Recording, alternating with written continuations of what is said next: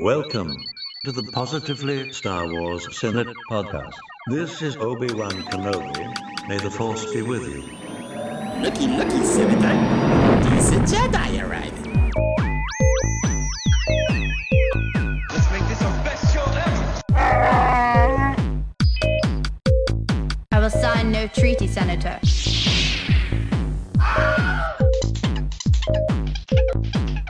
I am the Senate. This is the way. Hello, Star Wars fans, and welcome to Positive Star Wars Chat, because this is the Positively Star Wars Senate podcast, brought to you by the Power of the Force, and a little help from Teams and OBS Studios. I don't know what we're using today. My name is Senator Ricky. I am going to be your host for today. This is episode number 85, and today is, what is it, May 31st already? Jeez, we're like almost like 31st. Yeah, the summer. It's summer already. Kids are out of school. You know, it's hot outside. So, but yeah, so the sun is shining. We're going to talk about some new Star Wars. So, before we get started, let's hear a little word from our sponsors. From Star Wars The Mandalorian, it's Galactic Snack and Grogu, snacking across the galaxy. Keep an eye on his force powers. He might go for your snacks next. From Star Wars The Mandalorian, it's Galactic Snack and Grogu. Thank you to our sponsors for keeping the lights on, paying for movie tickets, and everything else. So once again, my name is Senator Ricky. I'm your host today. Stephen will not be joining us because there's tons of football on, soccer, I guess. Or I don't know what he's doing. I think he's avoiding us because I don't think he's gone to the movie theater yet. But yeah, we're going to be discussing Mandalorian and Grogu today because we've seen it, and I'm joined by the other two R's, and so let me introduce them. And first we have Senator Ryan. Hello there. And last but not least, we have Ron. Greetings, fellow senators. Yeah. Like I said, the three of us went to go see Mando and Grogu. I saw it twice. Ryan, how many times did you watch it? Twice. Ron, how many times did you watch it? I'll follow suit. Yep, I have seen it twice as well. Oh, wow. Oh, nice. Awesome. Cool. Yeah, so we've Didn't know it. you saw it twice. We were compensating before the other senators. Yeah. We'll help you out. Yeah, so that's what we're going to be going over today. I'm sure we all have thoughts and reactions and all kinds of stories about us going to the theater and going to see it. So, yeah, before we do that, though, we're going to do a little quick around the table to see what everyone's been doing in Star Wars land. So, yes, I guess we can start with who wants to go first. Ryan, Ron? I can list. I can go first. Okay, Ryan goes. All right. What was I going to talk about? I don't remember. But, here's my list. So, it's been a long time since I guess we had a round table. So I've been having a lot of Star Wars stuff going on. I know probably as far as the book wise, I bought the Rise of Kylo Ren trade paperback because Nice. I was collecting the individual copies of the comics, and eventually I just fell behind, and I think I ended up buying the 10th issue after like skipping 3 issues. I was like, well, I'll buy the 10th and I'll just buy the rest because I really like the cover. And then it was getting too hard to find the individual copies.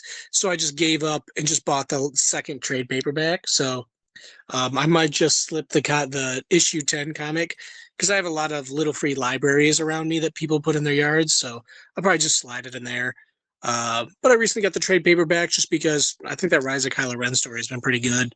As far as what he was doing between the Rise of Skywalker and The Last Jedi.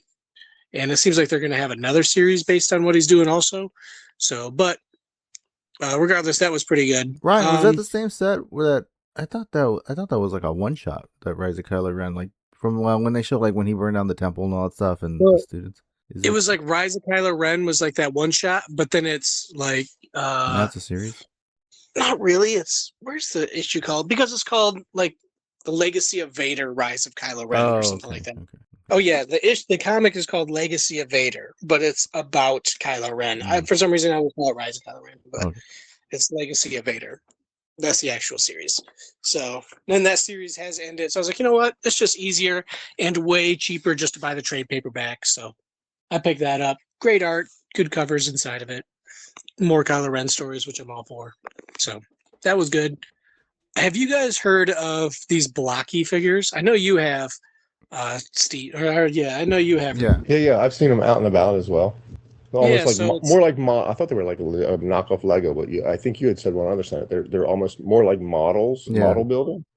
yeah, it's a mod. It's like a build your own action figure. So like, and I really didn't hear about them until my kid got into them, and they were doing a lot of superheroes and Spider-Man and stuff like that.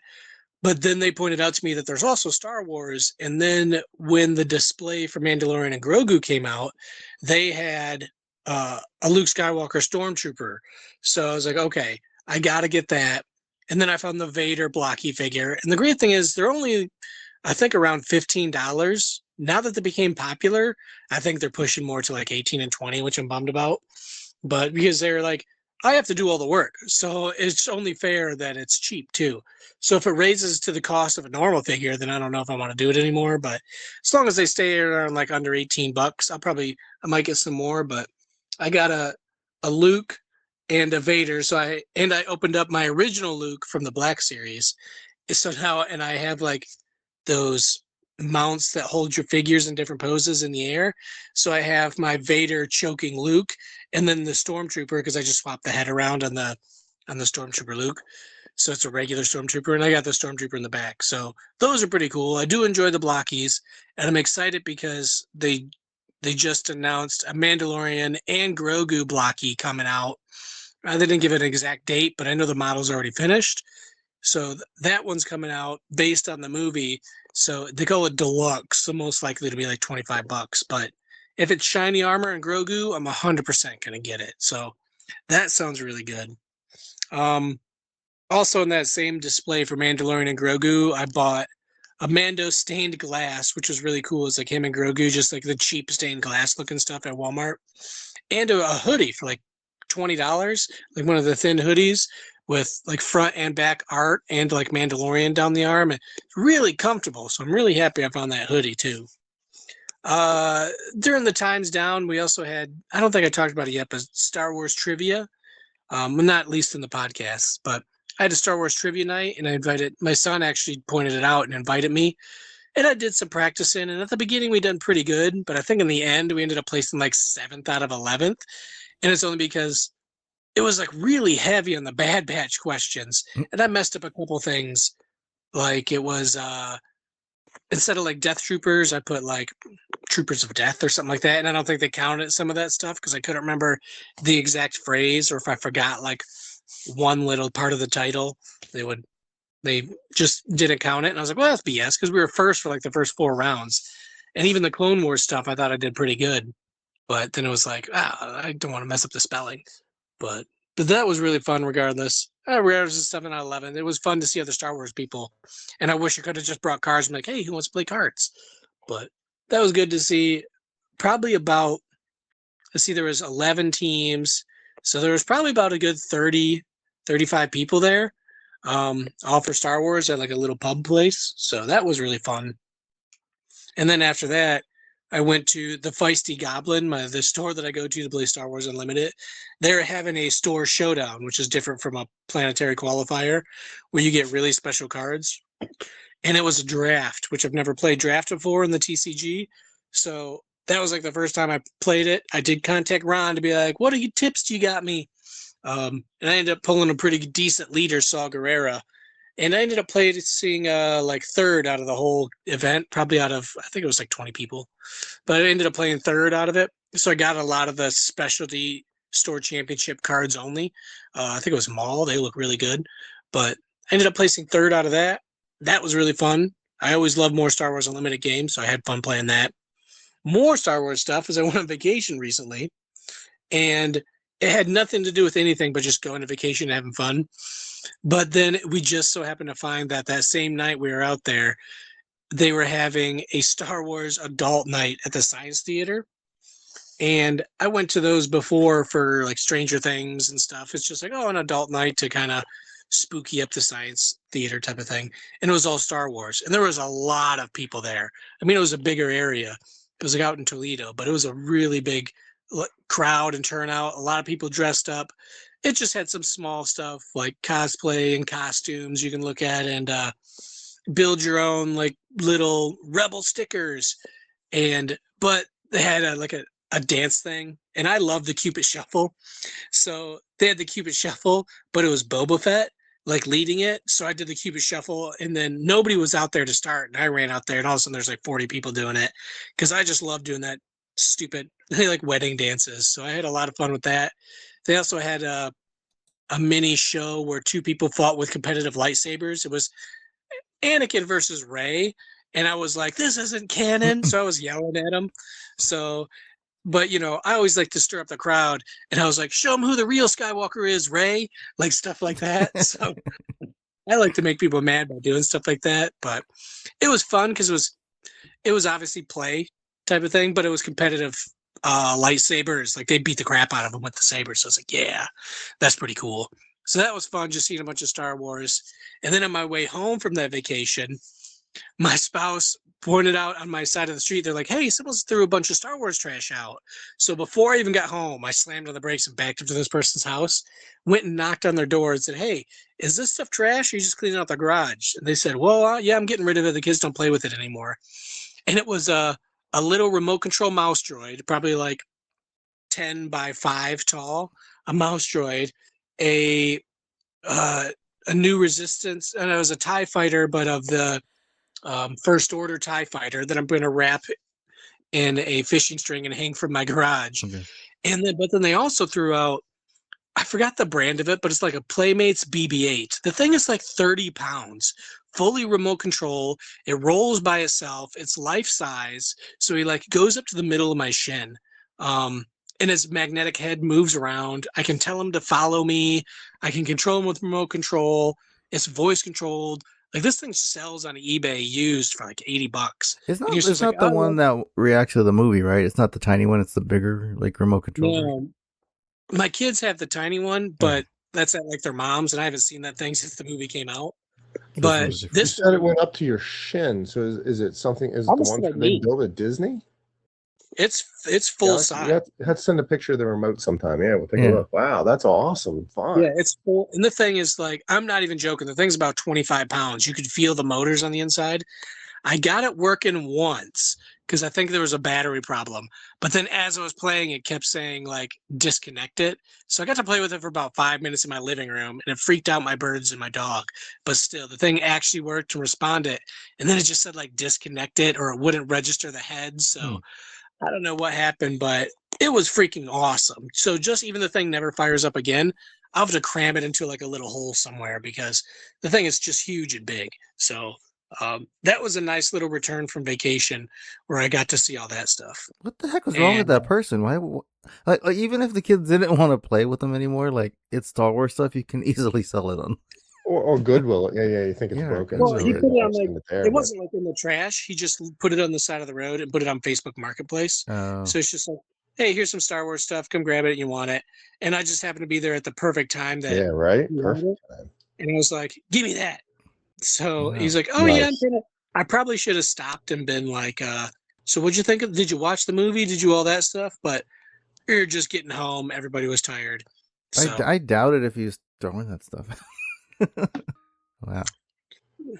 But yeah, I just put a picture in our chat, so it's a full-size one. But yeah, so it's a good lot of Star Warsing over the past couple weeks. Oh wow, that is a pretty good size. That's like the ones like from Galaxy's Edge size. And so that's what I thought when he said about the shin. I see the remote. The plug. I don't know if it's in that picture. I'll recognize that, but because you build your own there, and you kind of build your own different color. You're a BB unit. I don't know if I think you can build BB-8 or R2D2 in terms of color scheming and all that if you chose, but you can get stick. I'm 100% sure about that. So yeah, it might have just been the target droid. Or one of the droids. Is it I think there was a big one they put out. Ryan, is it a rechargeable one with the plug I see on there? Like you plug it in. Yeah, everything's rechargeable. Okay, yeah, definitely not a Disney one because that thing takes like 18 batteries. No, everything in it is rechargeable. The body, the head comes apart separately. It like magnetizes onto the body. That's cool. That's it's actually really fun. Why would you? That's weird. Why would you get rid of that stuff? Well, I mean, I'm glad they weren't trying to turn it for a profit. The thing was used by kids, so there's Yeah. like stickers peeled all over it. It was dirty and grimy. It wasn't exactly clean, but it's one of those things that I just use some Goo Gone or some Simple Green. I can probably clean it up pretty nice and just put it in my corner up on a shelf somewhere in my garage. And that, ladies and gentlemen, is a PSA for how kids turn into big giant Star Wars collectors because their parents got rid of their stuff unceremoniously, and then they chase it later in life and add to it the things they couldn't get, and end up with a basement full of Star Wars stuff. So yeah, be careful. Yeah, that mouse droid is remote control. You can see it in the kind of left side of the picture. So that's actually, I guess that's about actual size of mouse droids. Oh, wow. And it opens up and shoots like little missiles with the remote control too. So, but that one takes a bunch of batteries, and I just was like, I'll just screw it into the wall. I'm just gonna like literally take the base off and screw it into the wall, and then attach it, just because I don't care what my garage looks like. So I'll just screw stuff in there. I have no idea what that mouse droid's from. You can find out. Toy Story 2. There wasn't, Ryan, before you go destroying it, there wasn't. I don't think there was a lot of mouse droid remotes. I've never seen one. Yeah, that's what I mean. To find some provenance on it before you're screwing it to the wall. I'll try to look it up, see if there's any markings on it or anything for you. But anyway, that's just an awesome find. That is the best. Yeah, it was really fun. Cool. Yeah, it'd be like Toy Story 2 trying to track down them. Like, where's my toys? Yeah. I was like, oh, man, just like what is this? I think just the remote alone is selling for $30 on eBay. That's weird. I mean, I can see the BB-8 having connection issues because you remember those when the Force Awakens toys came out and it had that gauntlet thing you put on your arm and it'd make the things talk. Oh yeah, that thing never connected properly. So it was definitely tricky. It was definitely very, very tricky. It wasn't fully baked. It was like it got rushed or whatever. It was slow to update and everything. It just had to frustrate the heck out. I'm a computer guy and it was frustrating me. I just had to frustrate the heck out of common folk that it's just like, whatever, this doesn't work. Which is a shame because it was a neat idea. Yeah. That's awesome. Yeah, the times I did get it to work and with the different characters and the sayings and the interactions, I could see where that'd have been cool for kids, but it just wasn't fully developed. Snoke always worked for some reason. I have no idea why. Snoke always connected. Cool. Yeah, that was all my Star Wars, and I found a lot of cool little collector stuff. Had a dance party. Played some card games. You're right, Ryan. It has been a while, man. I'm just not going to remember much of anything between now and then. I can't think of anything, and didn't think to take my notes for the round table, so that's going to be on me. The one thing I did come across, I love the Star Wars clearance or whatever, and came across Walmart blowing out vintage collecting Mandalorian, some weird Imperial trooper, just a random trooper, Imperial armored commando or whatever, but it's got all kinds it's got like a blast shield and the weapons galore. It was like the extended pack. Anyway, they were getting cleared out for like $10 or something. I'm like, great. And they had a bunch of them, so they were my trick-or-treat fodder. Like, I need more trick-or-treat fodder, right? So right. Yeah, exactly. So I was like, well, Mando's coming up, whatever. So I picked up the one, the 10 that were swinging on the pegs, whatever. But got to take them to the movie when I saw the movie and hand them out to my cousins came. So they're boys, they're teenagers now. They're a little older. My nephew's there. They're definitely older too. But still, it's always fun just to hand that stuff out. So I'm really looking forward to having them in my trick-or-treat rotation stash because I'm sure Mando's going to be a bit heavy come this Halloween. Those weren't the guys that Gideon had in Beskar at the end, right? The ones they were fighting at the finale? This is from the series, not the movie. No, the series. Yeah, Gideon. With Moff Gideon. They're just some random, just yet another looking stormtrooper helmet design. It's getting a little crazy with all that they do, making all these different things, but it sells to it. Well, maybe it doesn't because I found a bunch of them on clearance, but I don't remember them from the series much at all. That look of them, so they were a blink and you miss them kind of thing. But it's got like 3-4 different guns, a knife, the blast shield, it is actually really cool looking. Yeah, it's got a lot going on to it, I think. No, but I just watched the whole series again, and that's from season 3, the Beskar Stormtroopers. That flew in with Moff Gideon. So. The other bit of Star Warsing is I'm going to need to hit the gym, hit the workout room or whatever, because I've definitely been partaking in the promotion that is Mando and Grogu at Burger King with the kids meals, get the toy and all that. So have done that way too many times, but managed to get a bunch of the kids meal toys. And then towards the end, because that was an interesting promotion. Usually kids meals is like one thing and it's just the toy in there, maybe the box and the bags. But Burger King went like crazy. They had a kids meal that was that way, a box and themed crowns. If you've been to Burger King where they do the Burger King crown, they had themed crowns for the Mandalorian or Grogu that were a part of it. And then the toy inside that kids meal. But then they also had sort of other meals. They had like a meal deal that was like this big box that looked like the Mandalorian helmet that came with, I don't know, 3 cheeseburgers and fries. I don't know, some big sort of family meal deal. There were other food items that were specific to Mando and Grogu, like a Grogu blue milkshake and stuff. And I was just like, I can't. I'm not doing all of that. That was going to be a challenge. Anyway, towards the end of the run, I started, as I got my kids meal, I'd ask the Burger King, hey, do you have any of those Star Wars cups? Can you do anything with those or anything like? And eventually have 1 or 2 of them. Yeah, we got them, but we charge you for them. I'm like, all right, let me buy one of those because I wanted to add it to the collection kind of thing. But eventually I found this, I stumbled across one. She's like, yeah, we got a bunch here. What do you need? I'm like, well, I need a red and a green. So she gave me cups. She gave me clean cups for the milkshake thing, a bunch of things I didn't think I would ever get from that promotional deal to get to there. So that's been a fun bit of Star Warsing as well as doing that. But I don't want to say I'm glad it's over, but my stomach and my waistline is kind of glad it's over. I went once to that and I was like, this is way too much food. And then I think I went the next week and I just said, hey, can I just buy the rest of the cups? And like, yeah, $2. And I was like, oh my God, like these cups are $2. I mean, they're just cheap plastic, but still it's like $2 each. And mine ran out. Yeah, it was very much your mileage may vary. I ran into ones where like, yep, no, we burned through them all. Other ones like, absolutely not, got to get them with a meal. And then others that did sell them to me, what do you need? And then others are just like, here, what gave them to me. It's just all about how you ask. It's all about who that individual is on the other side of the window. And I hit like a number of them in my travels or, wherever. I at least 6, 8, maybe 10 different ones over the course of the time of that promotion being out there.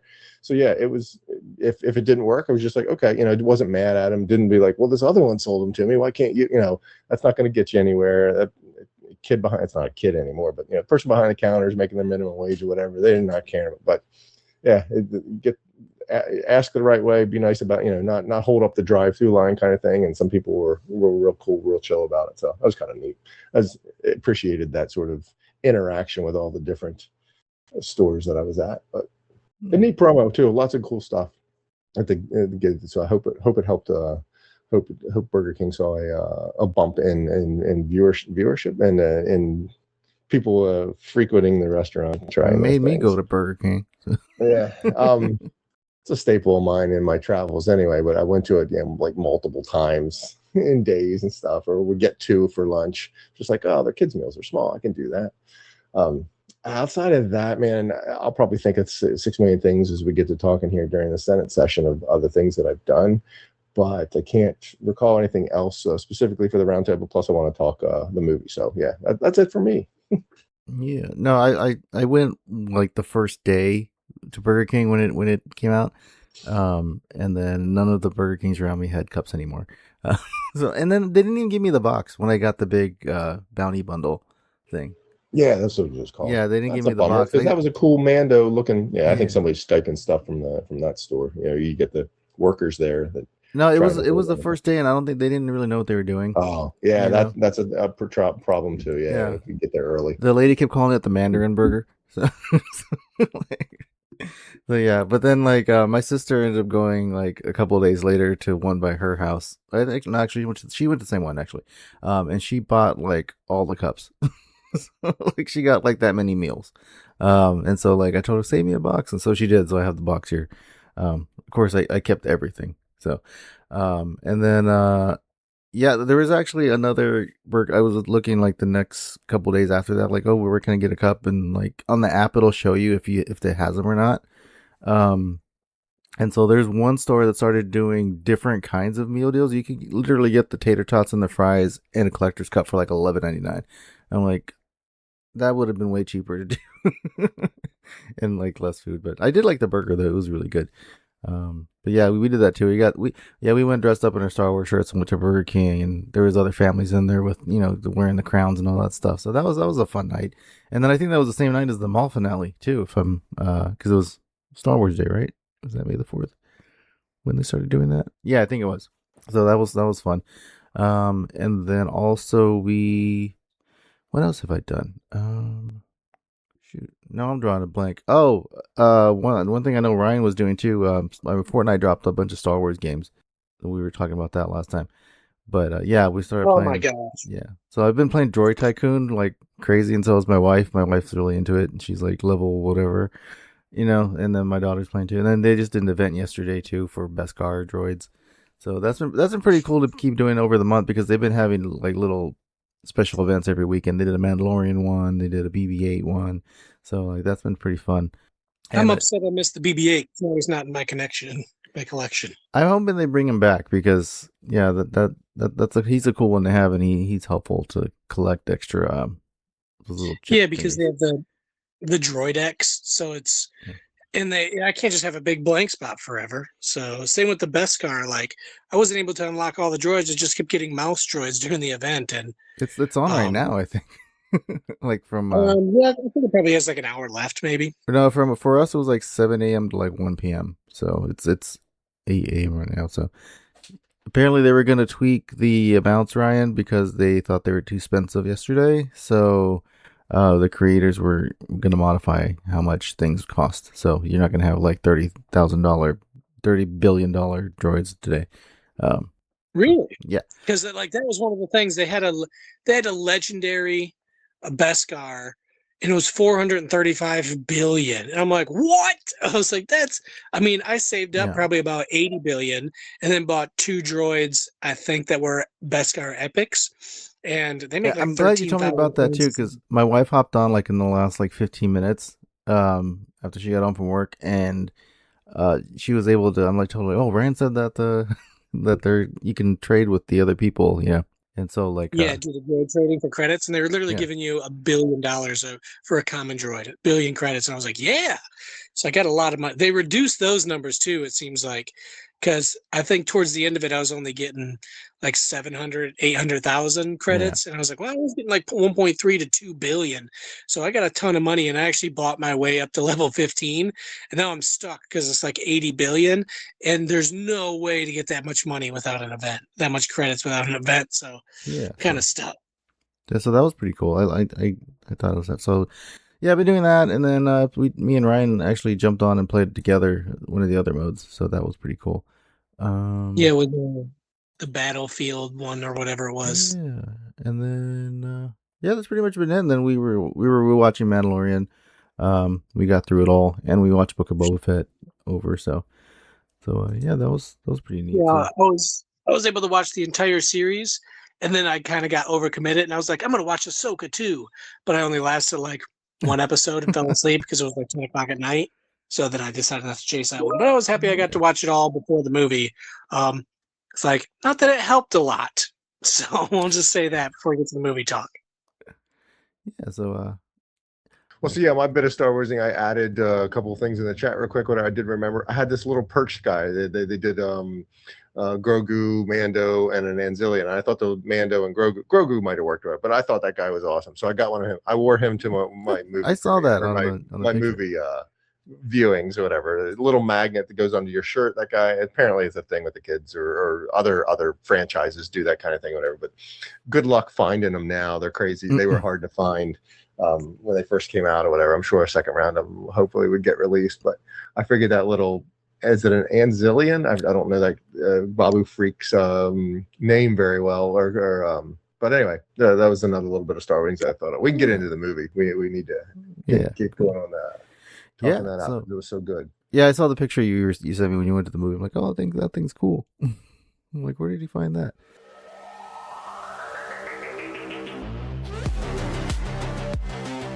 So like we said earlier, we all went to go see it twice apparently. How'd you see it? I ended up getting a bunch of tickets, taking a bunch of friends and family, and saw it Thursday night. So I think it technically released Friday, but they do a weird. It wasn't like a midnight showing Thursday night. They were just like, well, it releases on Friday, but we know people like to see it at midnight on Thursday, so we do a 7 p.m. and a 9 p.m. on midnight on Thursday too. I don't know. I don't know them understand the movie. Well, they'll sell tickets to whoever wants to buy them. Yeah. Saw it Thursday night in a very large hall, my local place. I love to see movies at, and was very well attended. There was a good group of people in there. And my second viewing was a Sunday or a Monday. It was an afternoonish showing, I think. A bit more family oriented, obviously kids or whatever, but again, very, very well attended. But it was opening weekend, but it was the holiday weekend. I did find that a bit of a challenge to make it happen and see who all wanted to come. But my theater going experience in that sense was well attended. My place had oh shoot, I gotta get those and put pictures in the chat. I got a Mandalorian cup. My slushy came in or whatever. It was pretty heavy. It was pretty salty too. When I asked how much it was, you're just like, oh my, I need to hold that for that kind of money. And sure enough, it was a bit substantial. So I was just like, all right, that's kind of cool. I'll take one of those. But Mando helmet, a very good looking Mando sculpted helmet with just a little hole in his head for the straw. So you got that. Drinking my sugar. Oh, yeah, I was a sucker for it. I wasn't going to, but then once I held it, I was just like, this is kind of cool. And then they had tins, rectangular tins for your popcorn that had a little slot that slid a little Mando or a Grogu figure. It wasn't an actual figure you go buy in the stores, but some sort of plastic sort of little figurine. I ended up being a sucker and bought those two for way too much. Such a kid, Ron. It is such a paralyzing thing because I was good about I'm not going to, and then I'm walking out of the theater heading to the car and I'm like, all right, yeah, I'll go get one. I need it. I know I'm gonna be mad at myself if I didn't, because the tins were very cool. They are, again, I'm sorry I don't have them. I gotta go get them and get pictures of them. They're cool little rectangular thing that they'll be good to store some smalls or something Star Wars wise. So they were kind of cool. But I got a cup. I got one of the cups. I understand there was all kinds of different kinds of promos at different theaters. One had AT-ATs as popcorn buckets that I thought I saw were like $80. Other places had other kinds of things. So they did an interesting promotional thing scattered across theaters. I'm glad my local sort of mom and pop, it's not an AMC, it's not a Regal, so I was kind of happy to see they did have something like that as a promo for the movie. So I was excited to score something in that sense. So Ron, imagine my because I went to AMC so I can specifically get the cards, right? So how'd you make out? Yeah, no, we each got a pack, so that I'm gonna nice. Yeah, I think I posted a picture, but like I walked up to I had my tickets because we pre-bought tickets, and then when they walk in and give you, because we went to go see IMAX 3D, so the girl's handing me the glasses. You should have seen the box of cards that she had. I'm like, I want the box. There was I've never seen so many unlimited cards in my life. It was like a whole. I'm like, okay, they're not gonna run out. That was my whole thing. Was like, I'm gonna go the first showing, which is at 5:15 on Thursday, which is nowhere near midnight, but better than midnight. Yeah. So were they just a box of cards just sitting there? Yeah, she just had. There were two of them. Yeah, and she just everybody they're in little packs. So it came with the leader Grogu card that has him. So they were in little packaging. Yeah, they weren't just the cards to him, because that was my worry. It's just I don't have an AMC. Yeah, I don't have an AMC anywhere near me, so I was just wasn't going to. But I was like, well, if I get these cards, I'm gonna want to sleeve them and keep them safe all for 2 hours. No, they're like in movie. That's kind of like if you would get a prize in a cereal box, kind of thing. They're in plastic. So cool. Yeah, so it was a leader card for Grogu, and then it was the ship card, and then there was a little other code card that just sent you to the website for Star Wars Unlimited, so you can know what the heck it is. Right, or you guys would know. I'm under the impression they're not special cards from an ability standpoint. They're just what's the term? Alternate art. Yeah, alternate art. That's all it is. Yeah. Okay. For the next set that's going to come out, Ashes of the Empire. So. Oh, really? They're for something. Oh my. Okay. Geez. Yeah. Because the next set's going to have that stuff. So. Yeah. Well, cool. Hopefully it generates some Star Wars Unlimited fun. I'm sure a bunch of people got them and were like, what are these? Yeah. Or tossing them or putting them up on. That's my plan. I was going to look on Facebook somewhere. Obviously somebody's going to sell them, but that's interesting to hear. They had plenty of them. It sounded like, Ricky. Yeah. But I was they were really giving them out the first couple. Well, I guess they were giving it out till they sold out. So that's it was supposed to be the Thursday and Friday, the first 2 days. So.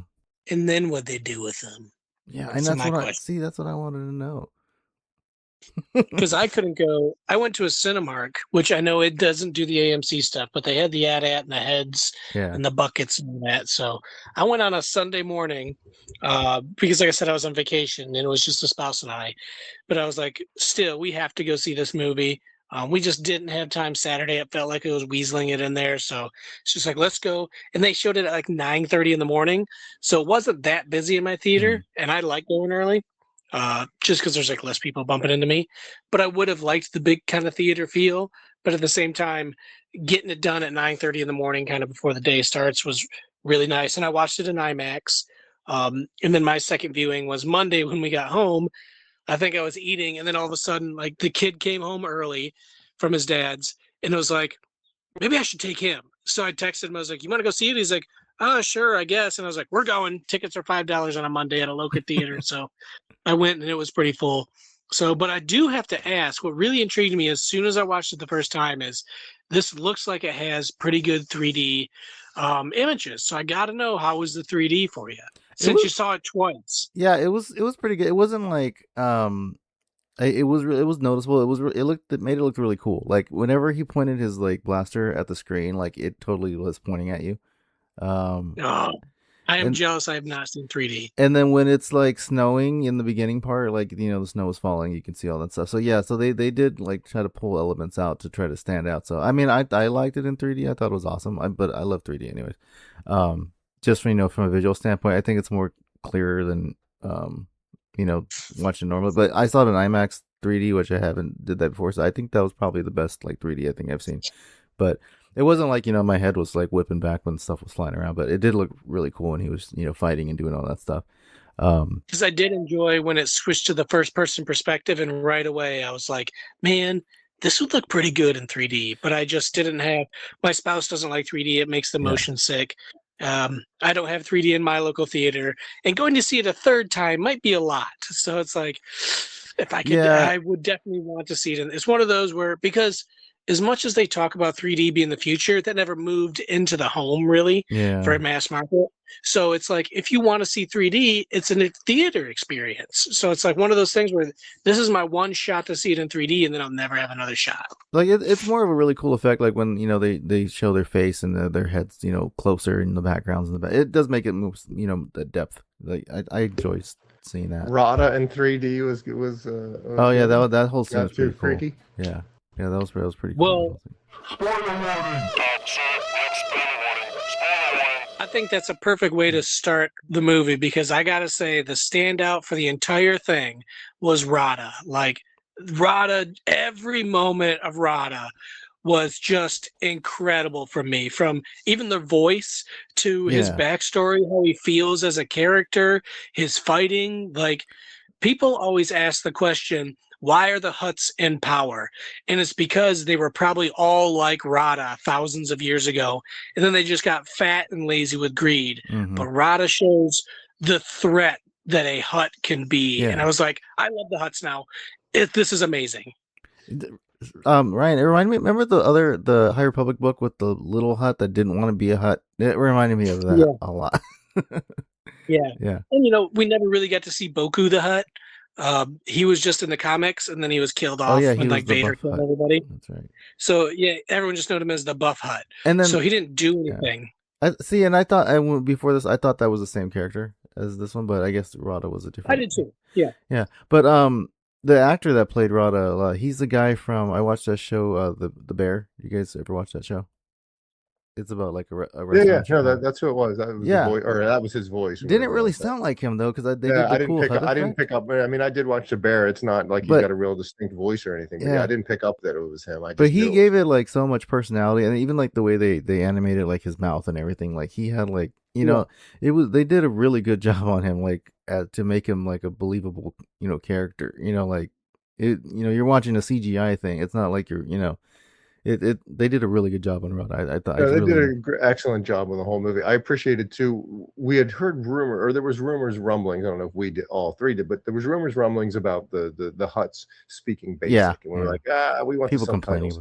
And when they first come on, I think it's the twins, right? And we see the subtitles. I'm like, all right, cool. But then they did a very cool Hunt for Red October thing, where like the one twin says like one line of like, Yeah. how would you feel if your son was captured or something Yeah. like that. And it's like he tried to effort speaking it in basics. I'm like, oh, okay, Yeah. that's cool. If they're gonna have that one line be, that one thing, and then they went back to subtitles. I'm like, that was cool. But Yeah. then when they got to Yeah. Rada and he starts talking and his voice has a bit of an affect tone to it, was a unique choice to what they did. At first I was just like, oh, this is, but then I've come to be okay with it because it is what it is, and it was the character, and that's how Rada sounds, so that's how Rada sounds. And he had way too much dialogue to be subtitling, all of that. You couldn't get nuance and tone, plus like the emotion and everything. the emotions you can hear in his voice. He was like sad, but he was like, he had something going on with him, and the way, like I said, that like props to like the actor, voice actor, like he made you believe that he was kind of like, I don't want to live. I've been in my dad's shadow. I'm going to tease him and say, that's easy. That's voice acting. I'm more impressed with the digital aspect, the digital characters. There's like 2 humans. There's a bunch of background humans in this thing, right? But there's only just 1 or 2 humans, 3, 4, a handful of humans, let's say, for this whole movie. The rest are all alien creature, digital makeup, all the various things it's opposite that go into Andor. making them. And it was amazing that none of them looked cheesy, none of them looked bad, none of them looked Rada, a little maybe when it's fighting his muscles and whatever, but for what they did for a Hutt, that felt like a real alien up there fighting, rolling around, arching up on his back and smashing people, just the snake, all the various alien and creatures that were in this movie. That's what I think it was impressive and moving things forward or whatever, is they can make a movie, it wasn't just one in Jar Jar, it was all sorts of types of aliens. Zeb, even his action scenes, felt like, that's Zeb. He's flying around, jumping around, smashing people, it's just older Zeb. I was impressed by that. It really just showed why the Hutts are so scary when they're so powerful. Just as soon as he rolled to the side to avoid that attack or to move closer, I was like, I leaned right over and I said, that was amazing. Because people are like, oh, they're so slow. Right. How are they going to fight? Right. And then you see him, you see a 10-ton slug windmill roll towards you with axes. You're probably like, oh my God. And then he just uses his smush attack for everybody. Yeah.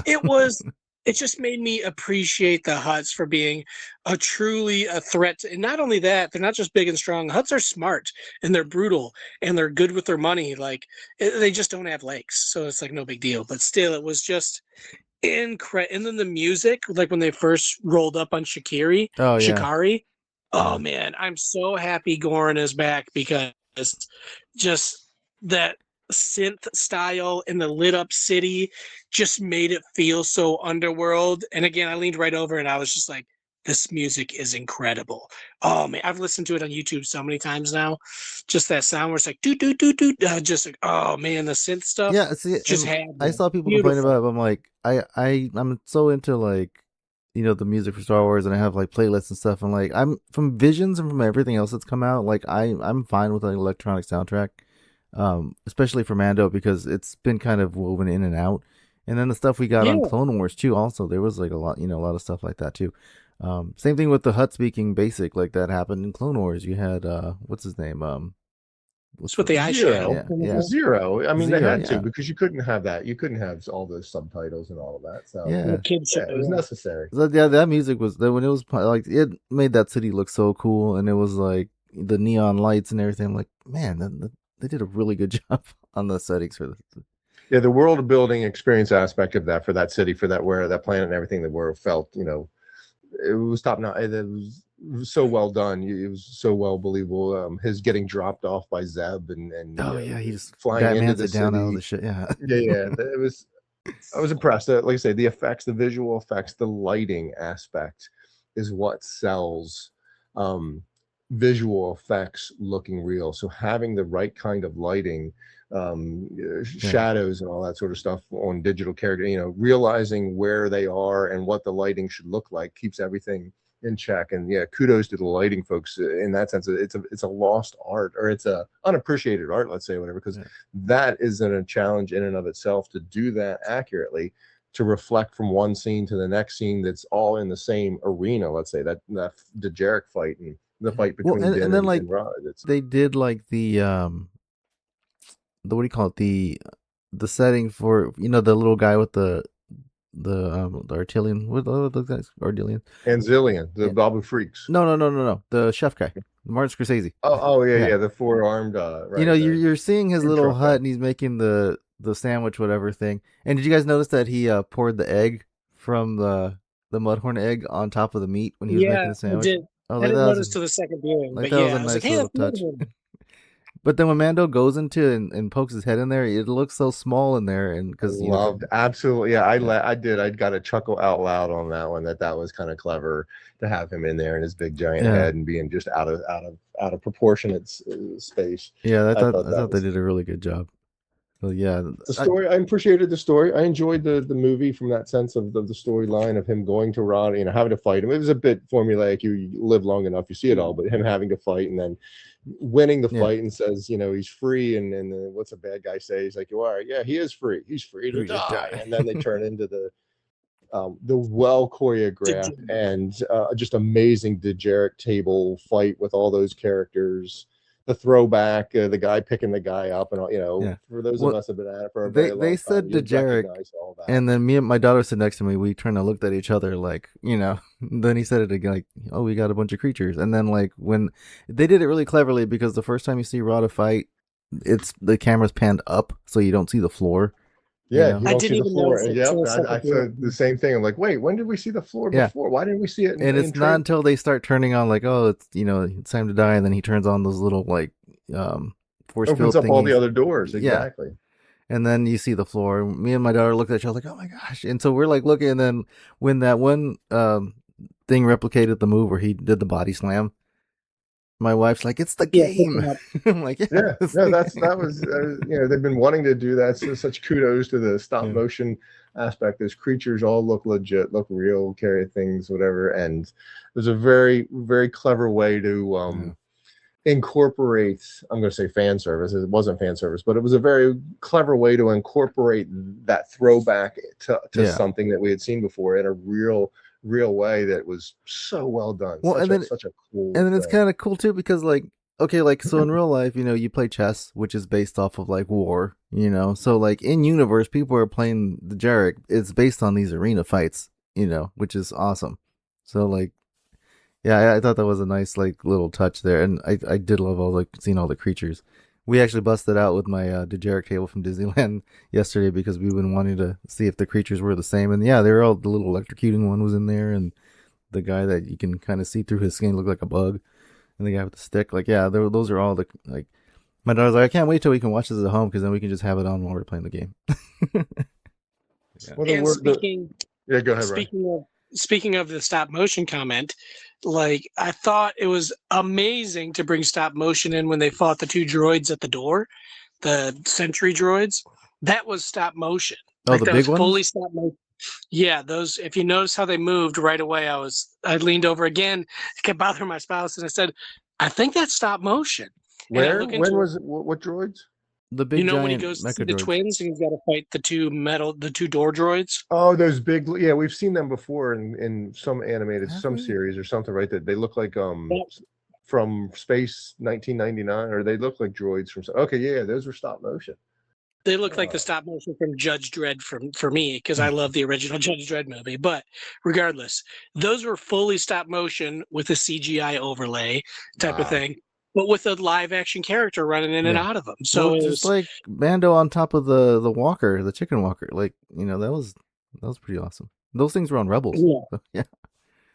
Yeah, but like, that was CG, and then you have real characters and puppets for the Anzellans, and then you have stop motion for the giant droids. Like, nobody uses stop motion like that anymore, and it's so good to see that stuff still in big time movies, because I immediately, childhood stuff right there. I love the little Babu Free guys. Like, you can tell, like, when they got dropped in the water and the Mando's like scooping them up, like he's just picking up the dolls. You know, like, they looked ridiculous. They walked so ridiculous, but I loved it. Yeah. I loved that it was so puppety.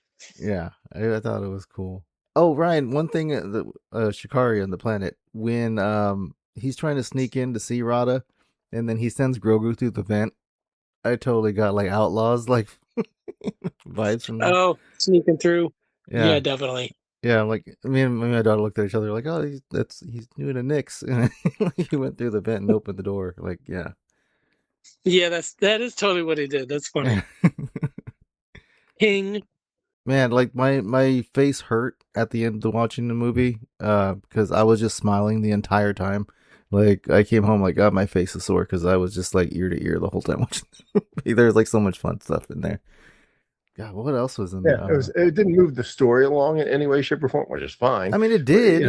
it was action. It was action on top of action on It top of was action. The more next like, action, the next action. That was awesome. but I mean, you did in universe. It did because now the Huts are kind of no more. So like Just that those kind of two. Well, I guess no, a bunch of them. Yeah, yeah, they you're destroyed right. that whole They thing. Yeah, so destroyed that like whole I don't thing. know if there might be like another Hut that because those Huts had an agreement with Boba Fett that they're gonna leave him alone for Tatooine. So now that there might be another Hut somewhere on a different planet that might try to take over Tatooine again to get Jabba status. Rada's still out there now. He's a good guy. Yeah. And then Hey, I'm totally trying to walk through the movie or whatever. And the various things, but we didn't talk about him, the coolness and the awesome way. We were all sort of wondering how they were going to do that because we saw in the trailers how he got the Razor Crest back. oh yeah, That he does that first job, gets rid of that guy with the AT-ATs and everything you see in the trailers and all this sort of stuff. He comes back and she's like, payment and whatever that works. And she's like, yeah, we got another job for you. We got a little front loaded payment for you. I think you might like whatever. And basically, we stole this out of an Imperial's collector car garage or whatever. And yeah. he's all like, "Oh, this is stock." He's ripping stuff out. As a car guy, a small car guy, not a big car guy at all. But anyway, just somebody that appreciates and understands that culture. That Imperial did all this work to put it back to stock and found an original control panel or whatever the heck Zeb rips out of it. It does all this stuff to make it stock, and then the man is in there going, "Oh, this is slowing it down. Just rip that panel out of there. Let's go. We gotta get more power." Yeah, well, he said he had to switch the power from the shields to make it quicker. Is that what he was doing? Which kind of explains why. I don't remember. We need to see it 500 times. Which kind of explains why his ship always got destroyed in the series because he didn't have full max shields because he wanted speed. So yeah. I don't remember it being shields, but there was something something to the I need dual double-headed carbs, in this thing, carburetor, just all the things that you do to soup up an older car versus making it stock. And that whole explanation of where the ship came from, that also reminded me of Outlaws because in the game you get your ship from some Imperial dude or whatever underground guy that collects ships. Yeah.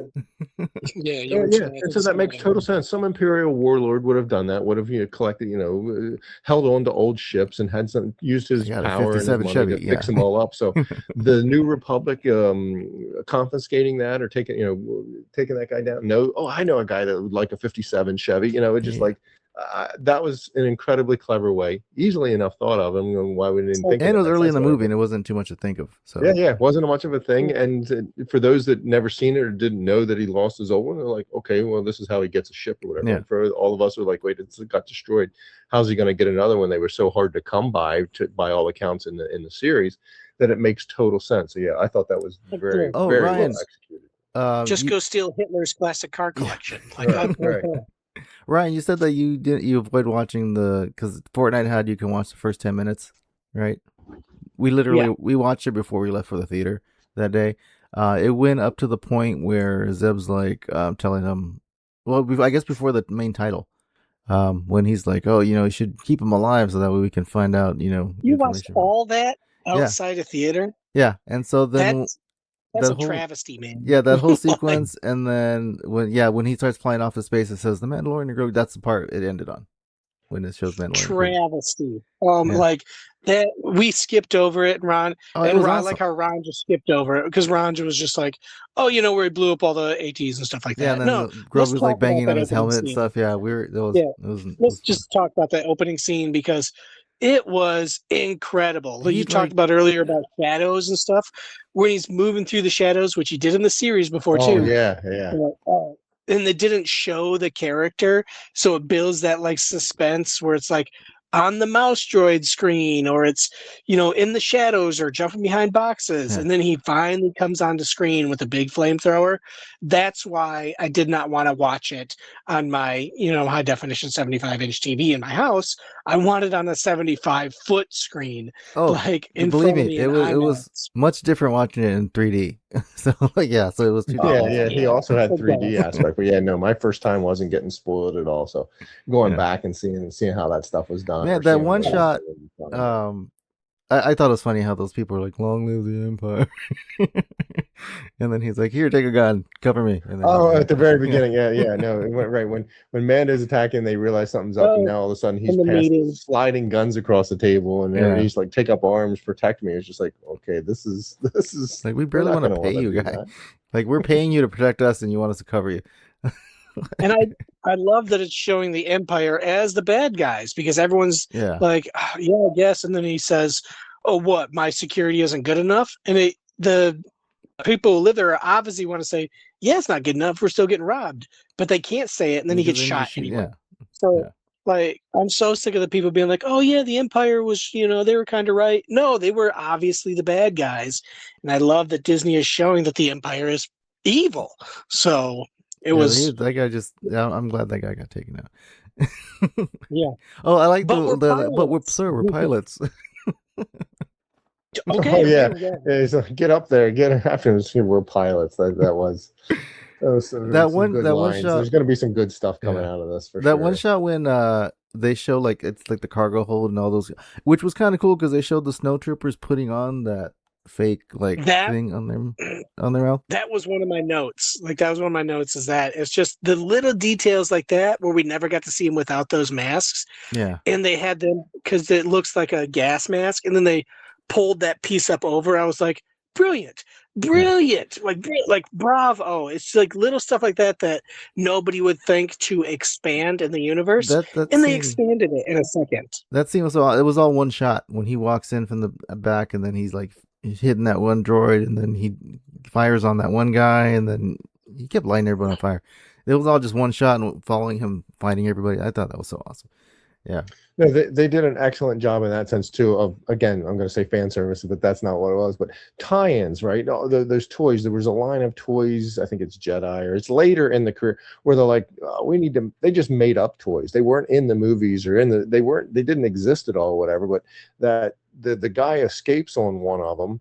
I think the chicken walker that just serves one trooper that was chasing Mando early in the movie was one of, there were a couple of toys. Yeah, I got one of those like during Rebels that just had like a real Imperial cadet on there with driving one of those. So it was very cool that they, like you said, the stormtrooper or the snow troopers and showing how, that stuff done. That they had some fun with the beauty of Star Wars storytelling, where there was something early on and then, it's told about or it's talked about, or we get, it just exists in that sense. And then later someone else sort of explains it or gives some more context to it, or we see it later because it's such a huge universe. Now, I really enjoyed the movie in that vein as well, with all of the sort of tie-ins that weren't, I don't want to say one-offs. They were well thought out. Let's say they were cleverly thought out in a manner to give us a little bit of everything in this movie, between fight scenes, space scenes, chase scenes, Zeb even flying like those, around, jumping around. Those guys that the Huts they had going after him the whole time. Those guys that swam looked like they were in a hoodie. Oh, the snakehead guys. Yeah, they're a man-a-mans. They were on. It was like one of the random bounty hunters in Return of the Jedi. Bounty hunter, or were they in Jabba's palace? I think they're in Jabba's palace. No, I'm pretty sure he was one of the bounty. Let me try to look it up.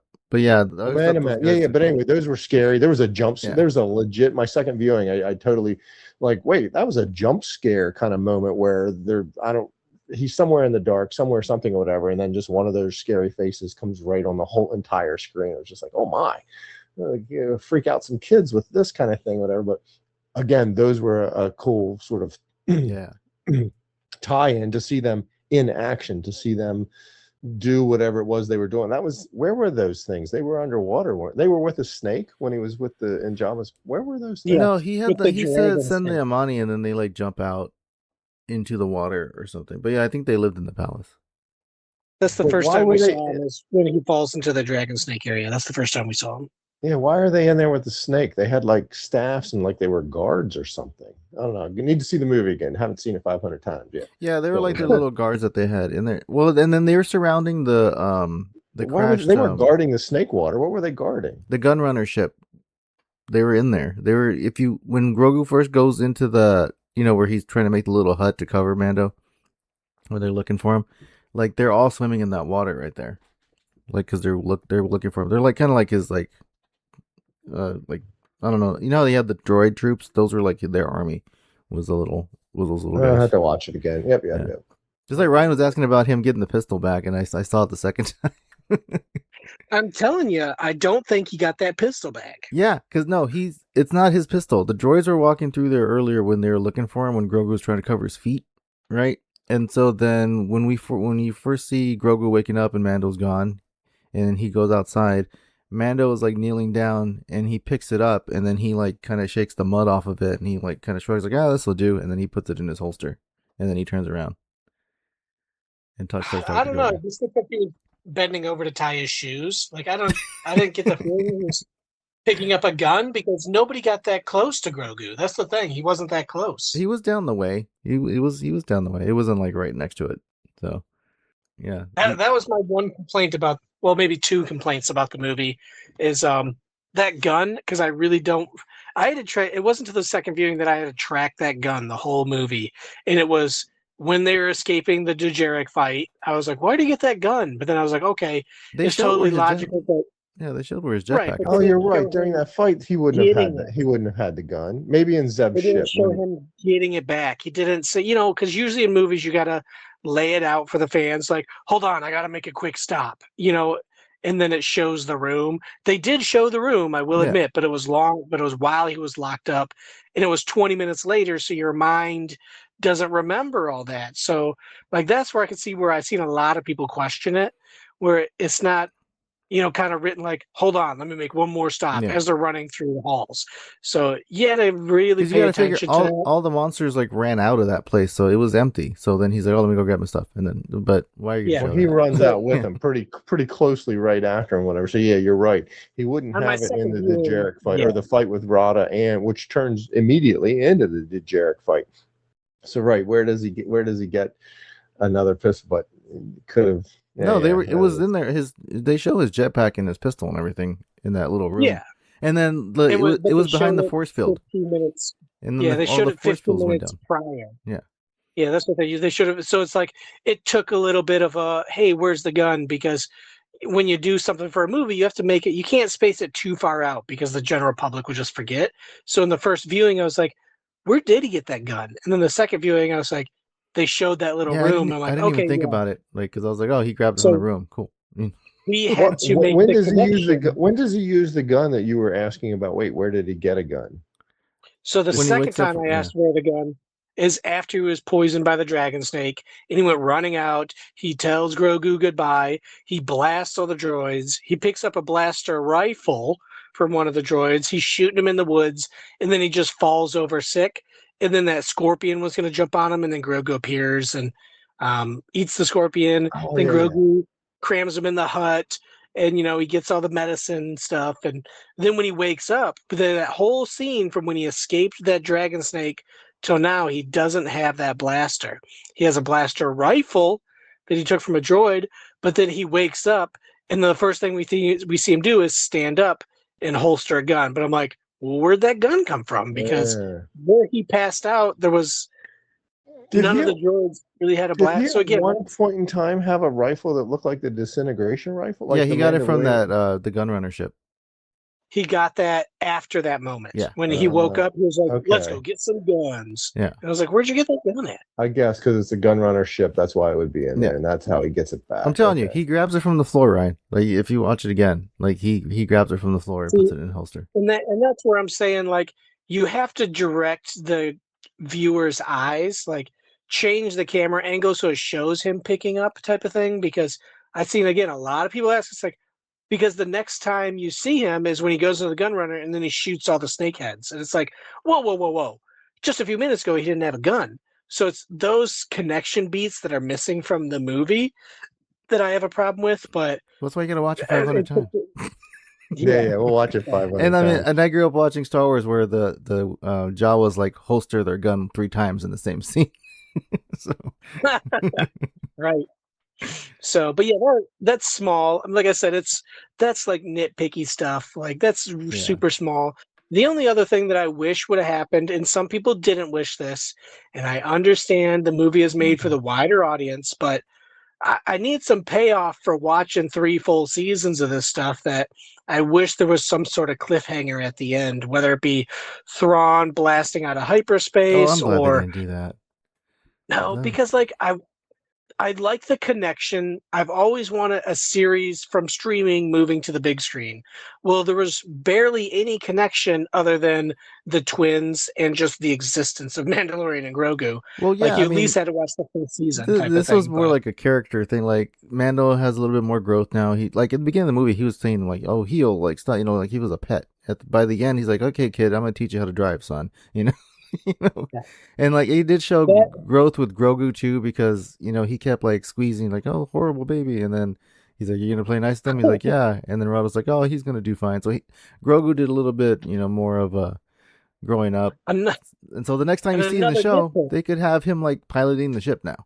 So have you caught up with anybody that hadn't seen it? So I had a work colleague or somebody at work, anyway, that I found out had saw the movie Sunday and wondered if they had seen the series, what they knew about it, blah blah blah, all that sort of stuff. And they said they had just seen the first season, and so I asked how they liked the movie, and they just absolutely enjoyed it. They didn't have a lot of story questions for me, or yeah, but I didn't understand this, or I didn't get what actually, like if Moff Gideon would have popped that's up, what worked.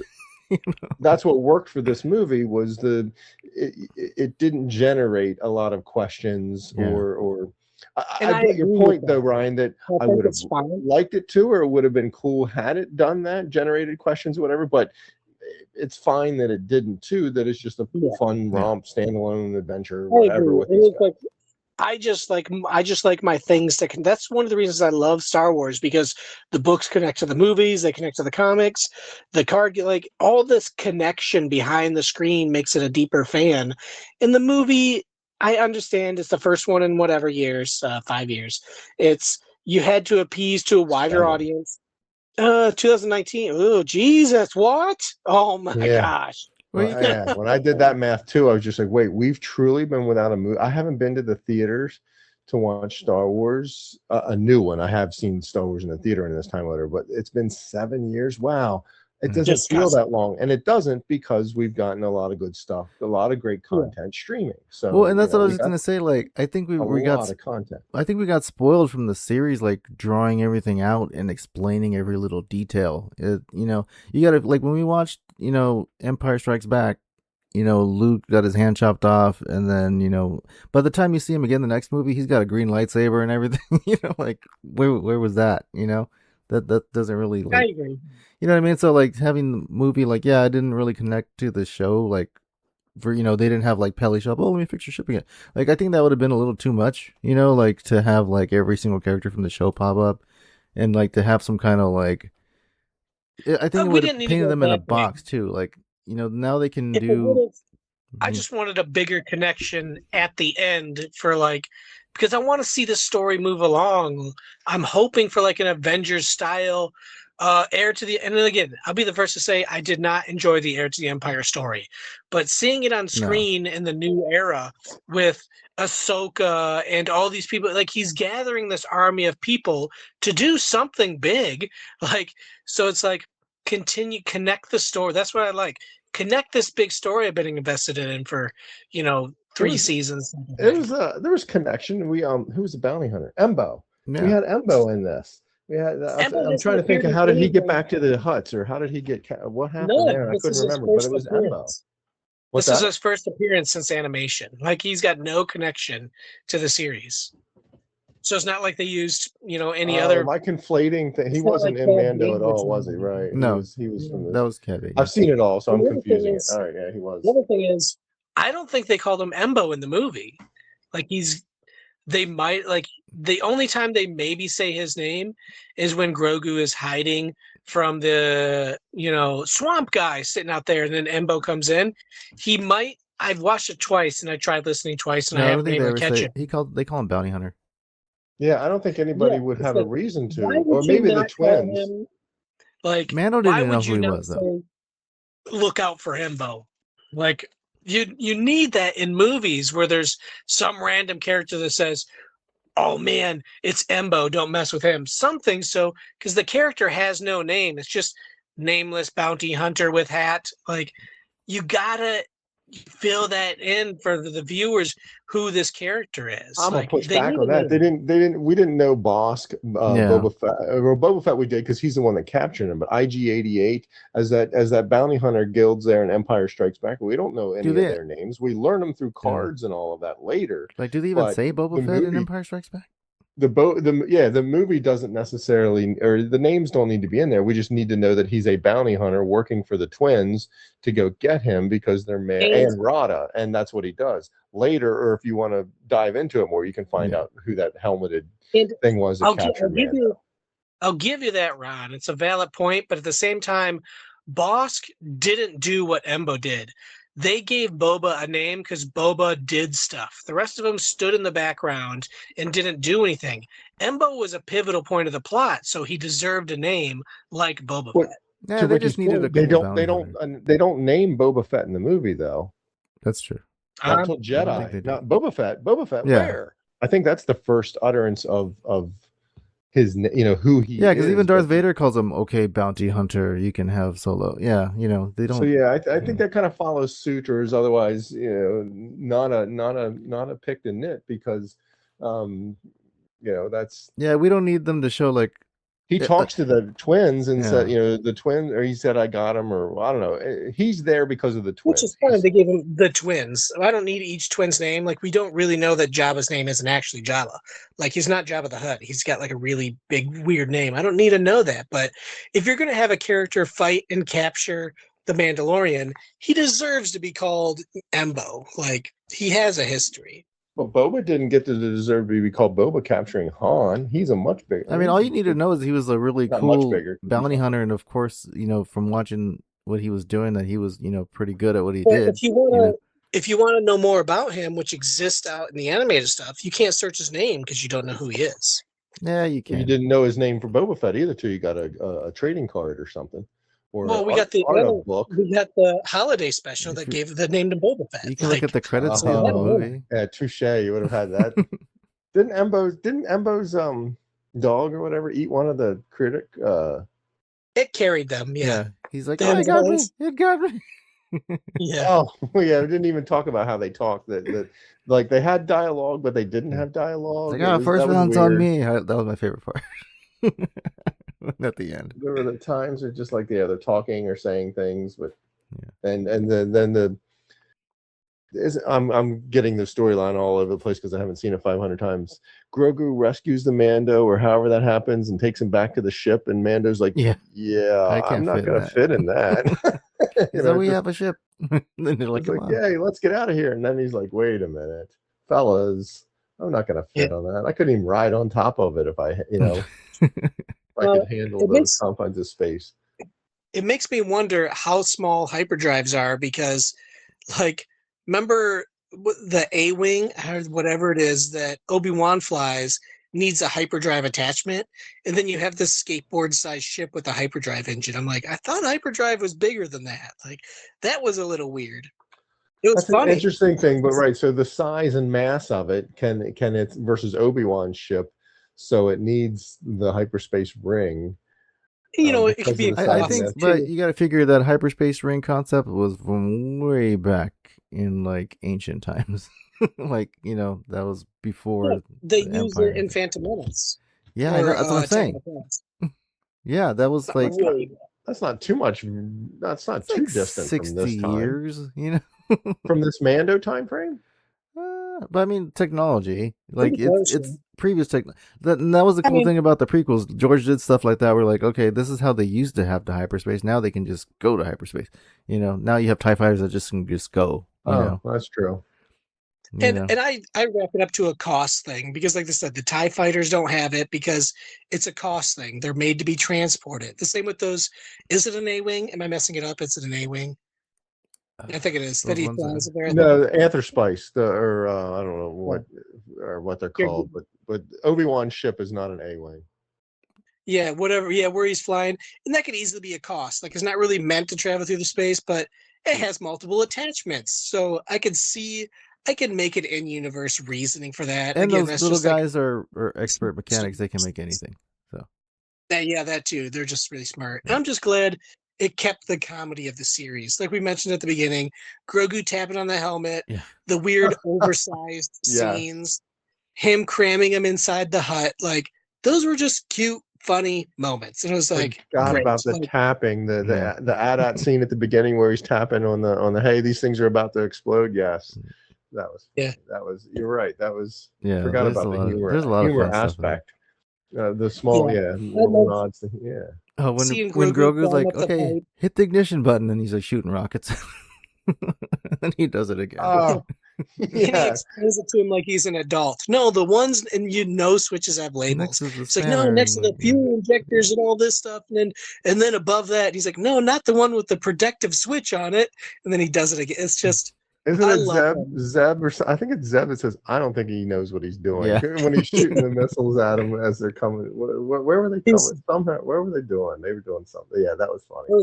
There's some good humor, great action, good humor. This is such a fun little. Yeah, it was a fun little romp that I think is going to capture kids. I think that the teenage boys, they have so much going on. It's not going to. I don't think live all summer type of adventure or anything like that, but so much interaction, so much engaging action with a cool figure and everything, whatever, that there's just a good action the kids movie, too. Like, there's lots of action. That's what I thought. My first blush takeaway was just that was action on top of action. It's like John Wick, Star Wars. Like, it really was nonstop up until what was it? Up until he was knocked out, and then it was a Grogu centric story, which is what people want to see, more Grogu stuff, and him just picking up leaves and him shuffling leaves around with his little stick arms. And that's all character development stuff too. So. Yeah. Oh, that's they're running around, or is that when they say big pipe?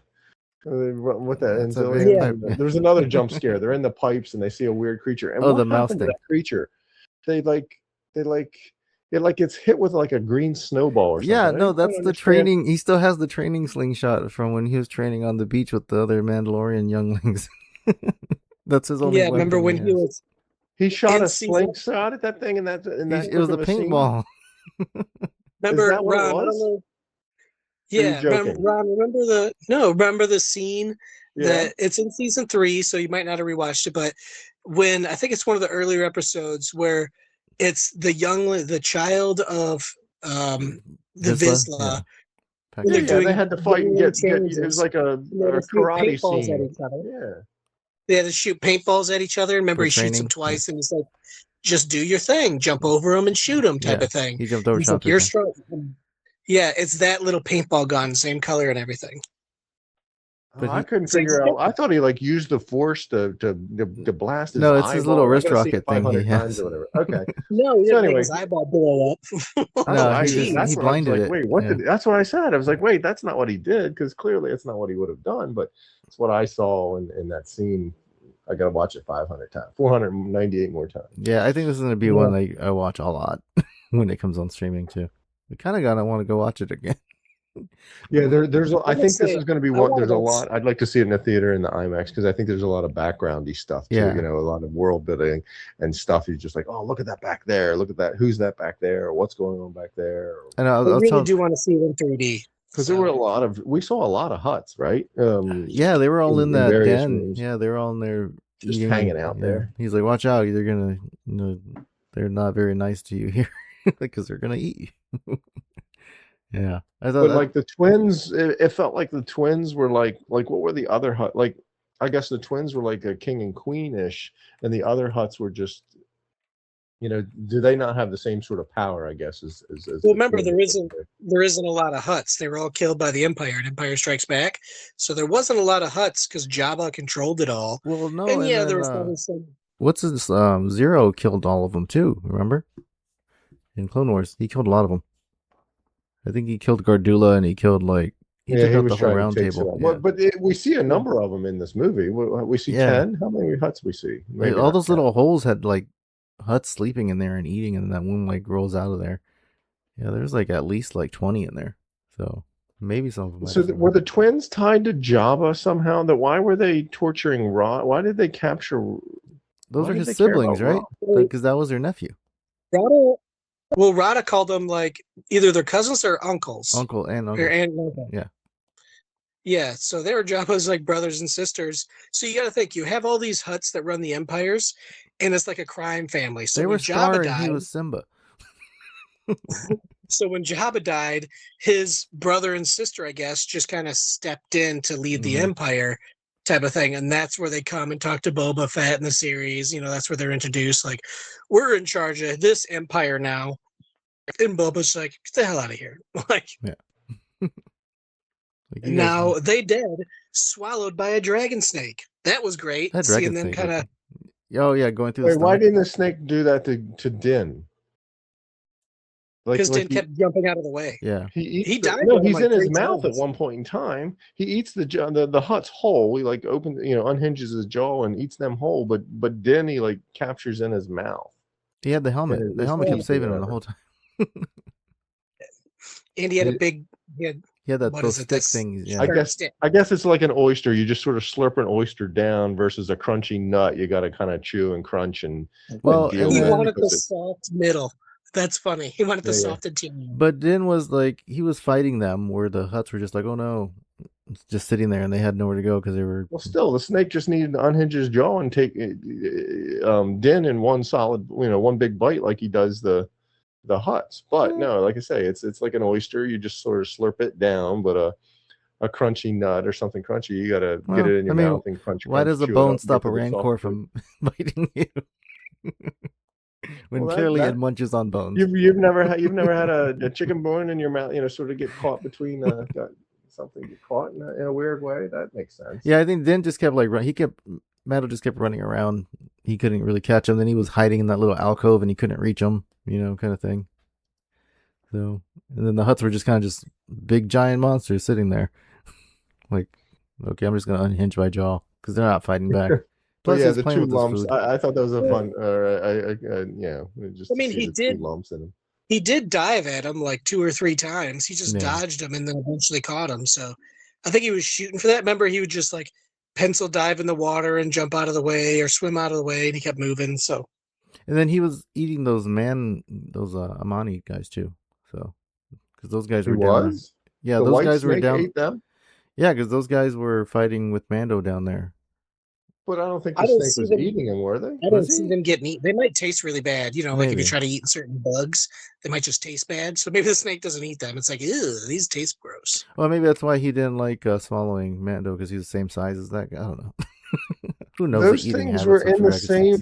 Those things were in the same. Were in the same with water. The white snake. Yeah, that's where he kept getting those sticks from that he was fighting the snake with. Those guys' weapons. So were they like Rancor keepers for the snake, or they just existed in the same? I think they just water, exist in whatever the ecosystem. In that same. Yeah, sometimes bigger predators let the smaller ones around. As long as they're not hungry, they really don't get affected. Or like I said, maybe them snake people just taste bad. Yeah. So and they just don't eat them. Like certain frogs, people, insect and animals know not to eat unless it's an emergency. Either. So, but yeah, they're definitely in the same little pit. Yeah. But why? So does the white snake leave them alone? The amount I don't know. I have to Maybe see. they'll have a That's weird. backstory on it. Because I feel like he did grab a weapon from one of them. They were under the water, dead. Yeah, after he killed them, he took care of the minions and the snakeheads, and then the big boss snake arrived. Yeah, that's about what it was like almost, right? It was a minions and then a boss fight. But are they minions, or do they get along? Anyway, I need to watch it again. Well, they're I can't remember. Hutt's minions. They were just in there. It's like, this is the only water pit we got. y'all killers can sleep down in there type of thing. All you water things, you Yeah, got to because go they do down jump there. out of those holes like later on. And he's like, "Oh, go find the Mandalorian," and then they jump out and they swim into the water and they go out and look for him when the droids are looking for him. So They were Well, creepy looking. I will give them that. Like, Yeah. I love how they floated. They were designed like an animal that kind of like swam in the water. Is amphibian, where they came up and the back of their heads are hood, but the eyes are kind of on top type of thing. I really liked their design. kind of like no, the use of their design, because they weren't designed that way. I don't think originally to be. They were just, I don't know, create a creature that might stands on land but might be water, and then so Looks like they a snake. repurposed that from 40 years ago. I think to, you're right. I think have they them were in this. in Jabba's palace. Good point. That's my right. I thought they were Jabba Palace. So I mean, they do have a denizens. connection with the Huts, I guess. So I In don't know how some they survive on fashion. Tatooine, but Well, yeah. Do they need water, or can they just be in water? But anyway, it was kind of remind me of the Pikes the way they look. yeah, it's gonna some rewatching, because that whole, I'm kind of remembering that water scene was kind of like Luke and the trash compactor, where like there's a floor under the water sometimes, and then there's not sometimes, and like he knows exactly where. And I don't think there was enough water for that big giant snake to constantly be under the water hidden, but we don't know what all is going on under there, obviously. But I mean, it's a snake; it can go. All it uses is a that tiny Luke, hole. the next time you watch a trash compactor and Luke gets pulled under, and then the next, and like Han standing like there standing, waving like, his hand through the water, it's like, wait a minute, is it deep enough for Luke to be completely submerged, gone, but Han can stand there? He like knows where the ledge is. Well, then where the heck did the Dinoka go? Yeah, exactly. Where's the dino? Yeah, It's like an octopus. They can lay down flat. Yeah, just one little piece. So right, we get that. We've been all over the place because that was Mando fighting, but obviously Grogu saving him is after that in some fashion. So what was with the weird dude? We saw it in the trailer. That seemed a little forced from what I remember. And as I think about it, that was like, "Are you afraid? You're gonna be." He's like, "You stole my fish," or whatever. He was just a guy in the swamp. Yeah, he was just like, what was that guy? What was that guy's that thing, or what was his purpose? What the heck was he about? He's retired. he just he just sat there and fished. He's just Rocking a on his swamp rocking guy chairs. that knows natural remedies to poison. That was it. He's like, "Oh, dragon snake, you're gonna have to use this for poison. Smushing up berries, not fish." Yeah, the retired swamp guy. That was a great line, right? The retired swamp guy just giving him a nugget or something or whatever. Gave him some piece of information about how to help save Mando, or was that after? No, yeah, he tells him He like mixed it all up. He made the mixture. Yeah. Remember, because it's that trope of the swamp people using natural remedies type of thing. So yeah, he mixed it with like food though. Like he put like vegetables in there and then he put some other stuff. What doesn't Grogu doesn't? How does that work? Is it Embo? Doesn't Grogu hide? He's there like twice or something. He steals a fish, and so then he goes back there the second time. Remember, he goes into the water, and then that bog frog like swallows Grogu whole, and then he's like, "Spit him out," and then he spits him out, and he's like, "I guess you're the one that's been stealing my fish." Yeah, that big giant frog from that sits in front of Jabba the Hutt's palace in Return of the Jedi, that swallows stuff. It swallowed Grogu whole. Grogu got swallowed at some point in time in this movie? Yeah, when remember, he goes to the swamp guy, steals a fish, leaves, comes back a second time. He's like swimming through the water, and then the frog just jump scares and eats him, type of thing. And then the swamp guy shoots him. I shouldn't say shoots him, but he slingshots the frog. The frog spits out Grogu. They go talking. Somehow he communicates that it just skips a part where he's like, "Oh, so your partner's poisoned." I must have went and got popcorn or something. Embo tells him. Embo tells him, yeah. He's like, "So I heard you. He says you have a partner, and he's hurt really bad. Came in running with the dragon snake." Embo tells who what? The rocking chair guy. Oh, geez, Ron. You need to watch it 498 more times. Apparently, I'm totally spacing on. Embo tells. Okay, so the second time. Remember when he hides? Do you remember when he hides?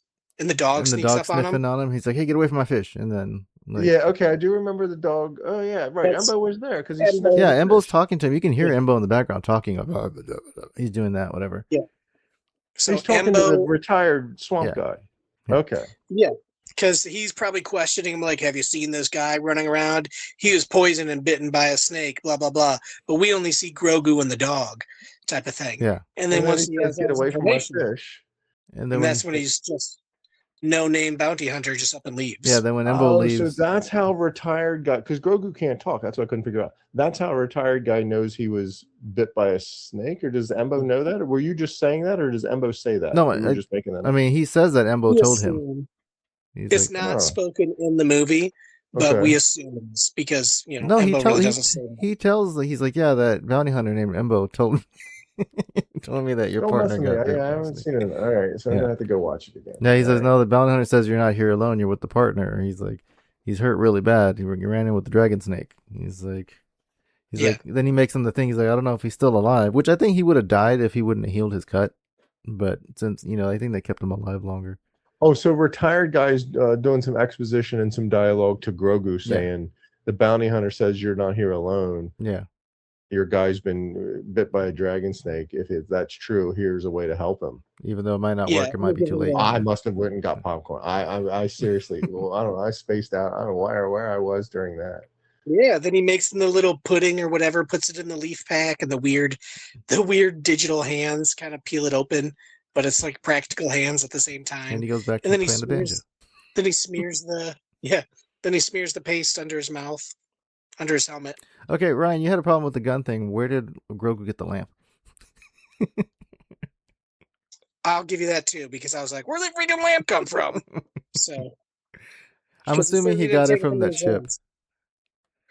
That whole lamp is as big as an Anzellan. Like, they're going to hold a lamp that big. They have the little flat. Remember, didn't you see them walk around with their flashlights? No, They the have ship, tiny Anzellans. the gunrunner ship, maybe. Oh, okay. He might have got it Okay, from I'll there. give you that one. Yeah, because I'm sure Grogu could go back to the gunrunner ship. It's on the same planet.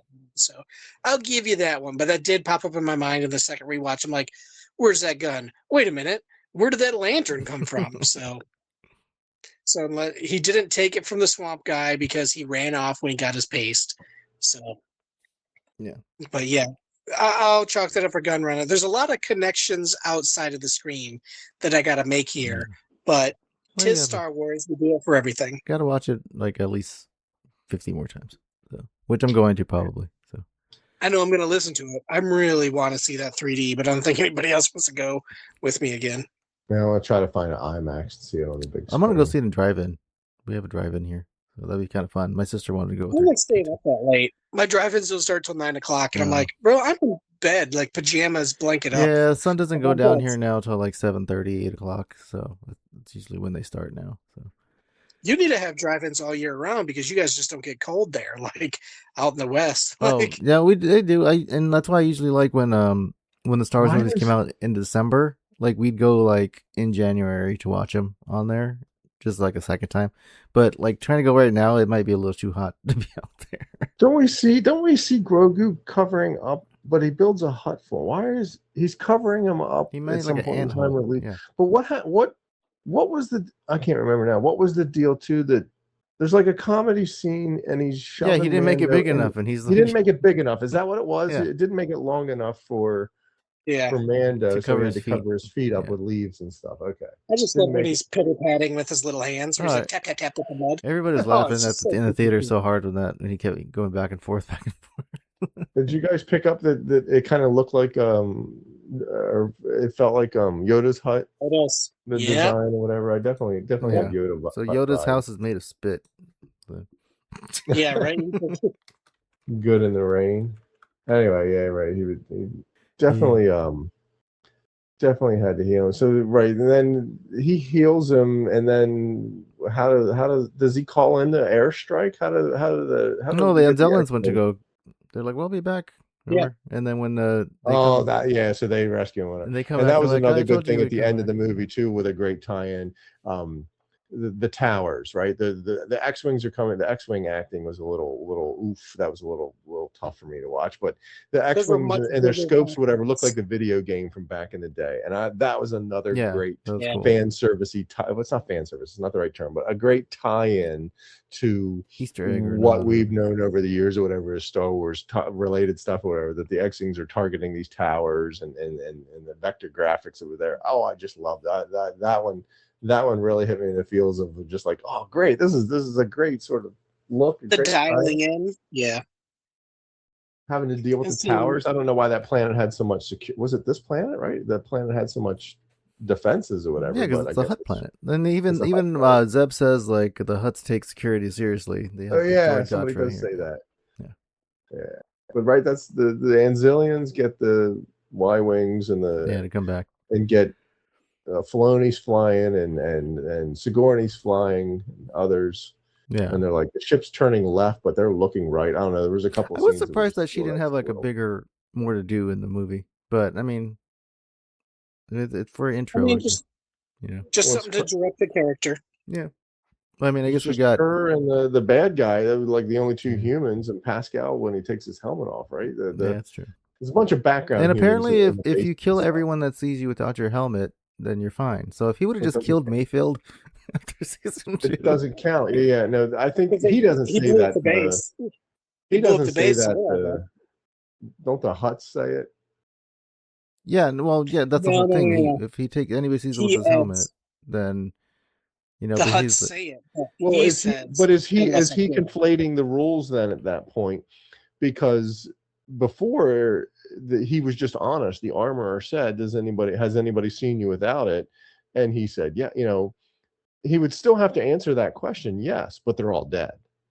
But is he now going to say no because no one? No, he didn't say yes. They're all dead. Apparently, that's a thing. So, but since yes, but they're all dead. Oh, okay. It's a new thing. So yeah, it's definitely a new thing that was added in because they wanted to put Pascal in the movie, but you don't want to put, because I wondered that too, because like, is he gonna have to go, because that's part of the trailers, showing Pascal's face. It's like, is he gonna have to go through the water again?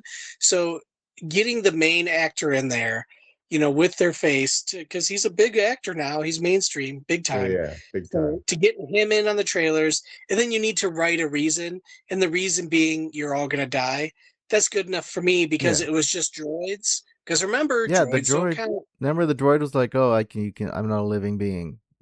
Living beings can't see you." That's what he said. But the layperson doesn't know not anything about living those anymore. rules. Watching this movie, they don't know anything about that. You can't remove your helmet. The Hutt sort of give some exposition. Yeah, they give and say that exposition. we've dishonored you by removing your helmet, and so that's where, for the layperson, he says, "Well, that doesn't dishonor me if you're all dead." But then he makes Bo-Katan take. She makes Bo-Katan take your helmet off too. So it works in the context in this movie, and that's what I was getting ready to say too. They're using Bo-Katan to uniting the two factions to get over that helmet thing. Yeah. That was where that was going, and that's where that really felt like that storyline was going, that she was going to take her Death Watch group and the Mandalorians and get them to realize this whole helmet thing has got to stop, because that's just it's just not tenable to. I think they agreed to have different beliefs at the end of season 3. That makes but not be so hard asses about it. Speaking of like, you guys are talking about Pedro taking his helmet off. I thought it was nice that in the beginning, which was kind of weird. This is first Star Wars where we have the credits in the beginning. Yeah, that was strange to me. Yeah, that was weird. But it did show. It said Pedro Pascal, and it said Brendan Wayne and Lakeith Crowder, which are the stunt guys. So it did. Yeah, I thought that was nice. They were in the beginning of the movie. Yeah, in the beginning. Credits. Oh, cool. They were the second. Yeah, they were the second and third of all names, and I had one, and they deserve it because they're doing all the work. So, for sure, that's very cool. Yeah. So I'm glad stuntmen are actually getting pushed, and I heard it was all because of Pedro Pascal. Like, he wanted these people to have their name, because they weren't even listed in the first 2 seasons. I think they didn't even get a credit. They just random stunt guy number 1. It wasn't until like the 3rd season, I think, that they started getting their name. He had to, because I'm sure he was getting interviews and like, "Oh, how'd you do this scene? How'd you?" It's like, "Yeah, that wasn't me. That wasn't me. That wasn't me. That wasn't me. That wasn't me. I was there for like 1 day. That wasn't me. That wasn't me." So he's like, "Wait a minute. I can't be a complete jerk about this. I gotta let these guys get some credit." Yeah, that's cool. I didn't pick up on that. Oh, and Steve Bloom, who talks for Zeb, he was one in the credits too. The voice actor from Rebels. Yeah, I thought that. Yeah, I did see him. Yeah. I didn't think I remember the credits. Anyway, cool. Well, you didn't remember a lot of things. You gotta go watch it again. Awesome to have Star Wars back in the theater. It was a great experience. I love taking friends and family and seeing the movie with other, in a public setting, in the hall. Definitely laughter, coming around the crowd, and just the energy of people seeing something like that in the movie. I love that. And it's gonna be nice, so glad to have it back when it is on streaming. If you have, like you said, you have family over, maybe like younger, whatever, just nobody needs to watch a show. You can just throw the movie on. Yeah, you're right. You don't have to explain a whole too. lot. You just Yeah. like, here's It's let's hard. watch. It's hard to rewatch an entire series. I have Yeah. to commit 7 hours to it. But an hour and 40-minute movie or whatever it was, 2 hours. It's an what's the adventure runtime? story, Yeah. I could just throw that on and watch it in a day. So there's less commitment in a movie. This was a safe, fun movie with still the stuff that you love from season 1. I thought it was great. So I thought it was great. I want to go see it again. Yeah, definitely going to try to get another viewing in. So yeah, we look forward to chatting up, get the other senators in here and the chancellor, and Let's have some more get a discussion chance, around yeah. whatever they saw, whatever they found, whatever they noticed, and maybe have another viewing in it by that Yeah. time to try to Yeah. watch that scene that I totally spaced on twice. Well, I just don't remember that guy. All right. Well, yeah, that was a good chat. Good to recap. I've been wanting to talk about this movie, so it's been it's been good. It takes a lot for me to go watch the same movie twice, and really it was my daughter that was like, let's go see it again. So like, Oh, that's great. yeah, we all, even my wife was like, yeah, let's You go gotta watch do it it, again. We were all eager to go watch. We were trying to take grandma to go see it with us, but she was still trying to catch up on the show, so maybe when she finishes we might actually go with her again to watch it. So There you go. all right, so I guess this it was a good chat. So I guess till next time, it's goodbye from me, and then goodbye from Ron, Cheers, everyone. Stay safe out there. and goodbye from Ryan. Goodbye, everybody. All right, and go watch Mando again, and may the force be with you. Always. Go switch off.